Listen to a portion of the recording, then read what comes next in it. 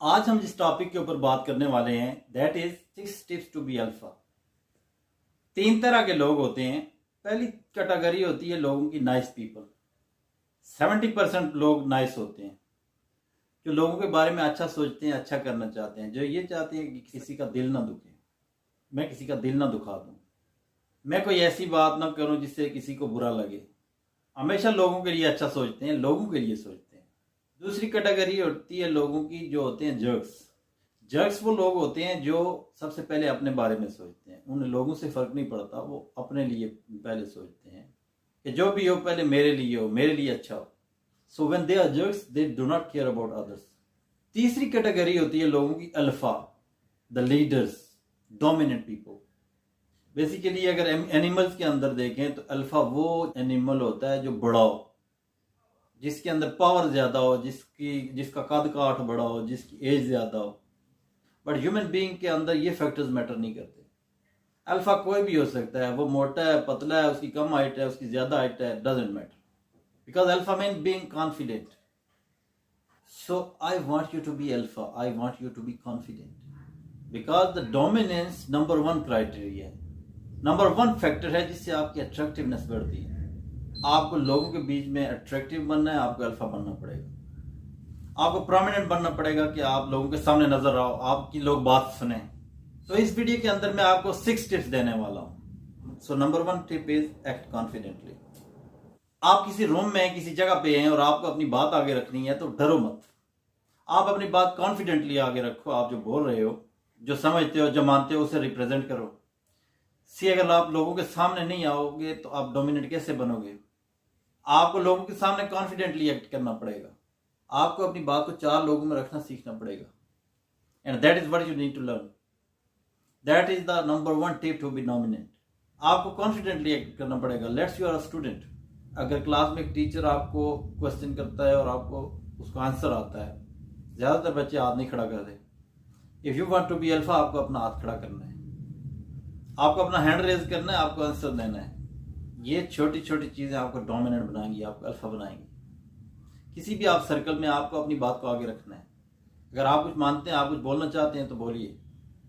You need to act confidently. Now the second thing is do not seek approvals.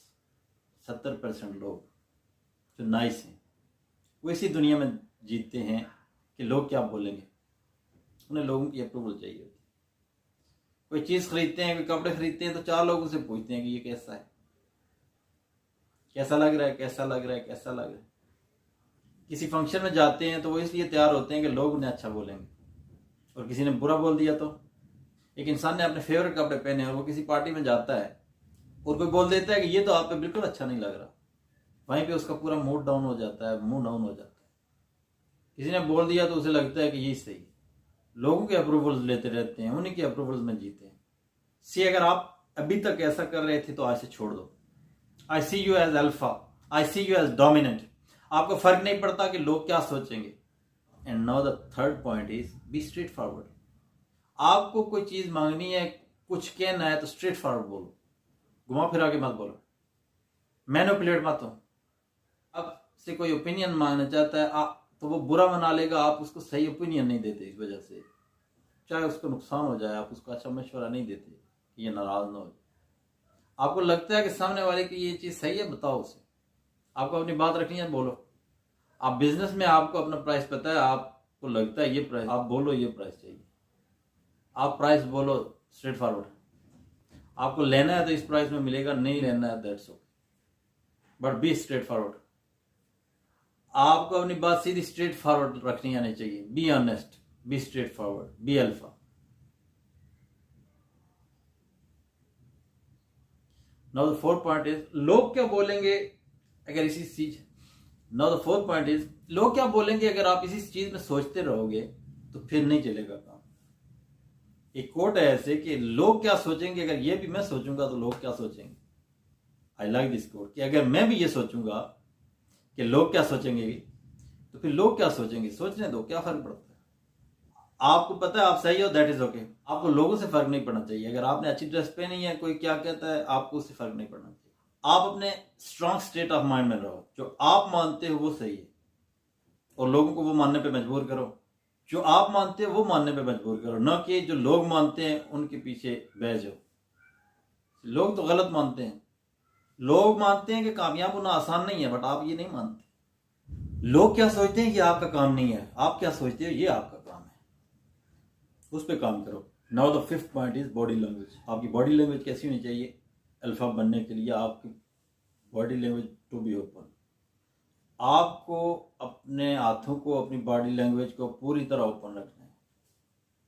It should be open, पूरे तरीके से use करना है when you are communicating.